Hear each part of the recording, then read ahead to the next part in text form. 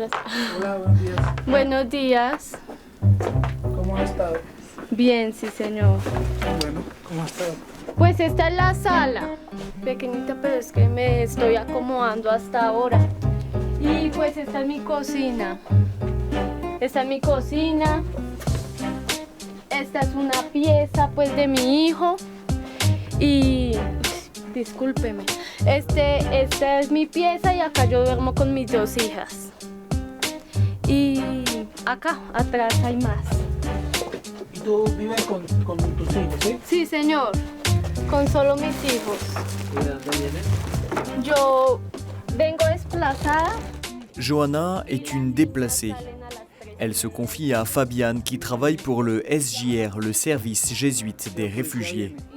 La jeune femme de 25 ans a quitté sa région natale du Cundinamarca et les pentes sauvages de la cordillère des Andes pour atterrir sur ce versant surpeuplé de la colline d'Altos de la Florida au sud de Bogotá. Pues nosotros estábamos muy pequeños y pues llegaban los de la guerrilla, llegaban allá a la finca y pues hablaban con mi madre que nos teníamos que salir, que si no les cuidábamos unas cosas que ellos nos daban a cuidar, que nos sacaban.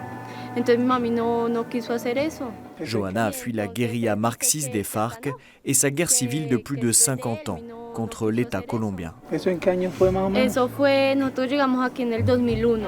2001. Ce conflit concentré dans les campagnes a généré en Colombie un exode rural massif vers les grandes villes du pays. En tout, 7 millions de personnes déplacées. Cette petite maison faite de planches de bois et de plaques de tôle est aujourd'hui le refuge de Johanna. Mais à l'extérieur, c'est toute la commune de Soacha qui est classée zone rouge par les autorités. Les quartiers sont contrôlés par des bandes criminelles, les BACRIM, comme on les appelle en Colombie. ¿Y el problema de seguridad aquí cómo sería? ¿De seguridad? No, aquí no. No prefieres hablar. No, de eso sí. Ok. Aparte de vivir, digamos, el desarraigo, también vive, digamos así, un trauma. En plus de vivre le déracinement, ces gens vivent aussi un traumatisme par rapport à la violence. Et quand ils arrivent dans un quartier comme celui d'Altos de la Florida, il y a ici une violence qu'ils ne veulent pas revivre, parce qu'ils l'ont déjà subie dans les campagnes, sur leur terre d'origine. Ils préfèrent donc souvent l'omerta, la loi du silence. Par peur de mourir, ils ne parlent pas. Ils ne racontent rien de ce qui se passe dans le quartier.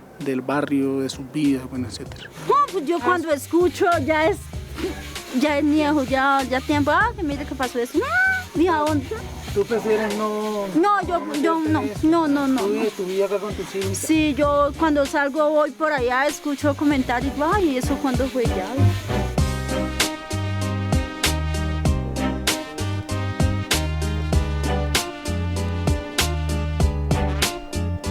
Estaba pensando, ¿cómo te va? ¿Qué tal? ¿Cómo estás?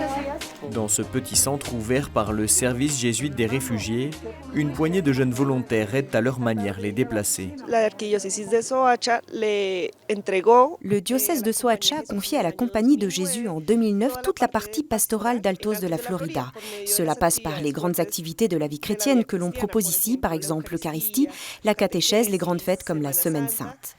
Au fil des ans, une autre partie de la mission des jésuites a commencé à se développer, aider concrètement les habitants d'Altos de la Florida à vivre ici.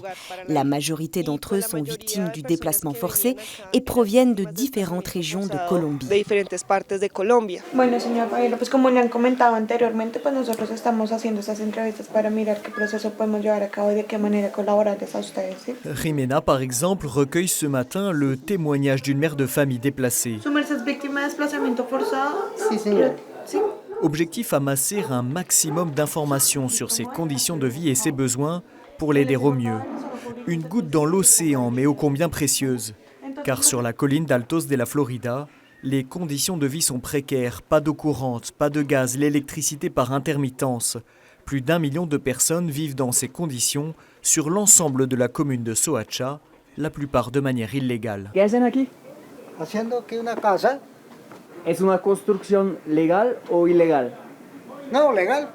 ¿Ha tenido un permiso? No. Esto aquí no hay permiso todavía ninguno. Esto acá no hay. Esto ha sido todo invasiones. C'est sur ces terres abandonnées par les autorités que les Bakrim prospèrent en toute impunité. Ces groupes contrôlent le trafic de drogue et le recrutement des jeunes dans ce type de zone urbaine. Ces groupes existent.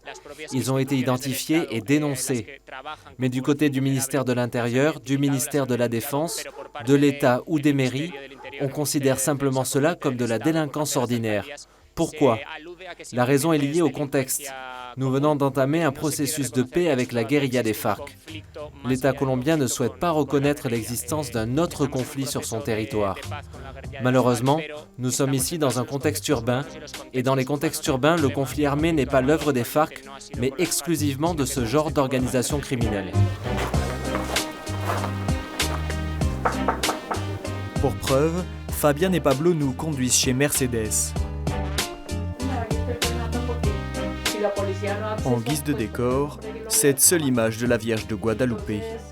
Mais le trésor de Mercedes, ce sont ces coupures de journaux, précieusement gardées pour ne surtout pas oublier. Bueno, esta fue la noticia que salió de la muerte de los jóvenes del día 2 de febrero, donde ellos los subieron y los masacraron frente a una panadería, que habían 4 jóvenes.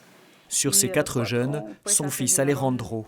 Il a subi ce qu'on appelle ici le nettoyage social organisé et perpétré par les Bakrim. Il vise les sans-abri, les prostituées, les enfants de la rue ou les personnes qui tentent de résister. Autant d'intrus à éliminer, car considérés comme nuisibles pour la communauté. Ils laissent des papiers sous les portes. Ce sont des papiers signés Milice d'autodéfense ou Aigle Noir, comme un sceau ou comme une empreinte, adressés aux habitants d'Altos de la Florida. Ils y écrivent le nom des jeunes qu'ils comptent éliminer. Cela nous met dans un état psychologique de peur.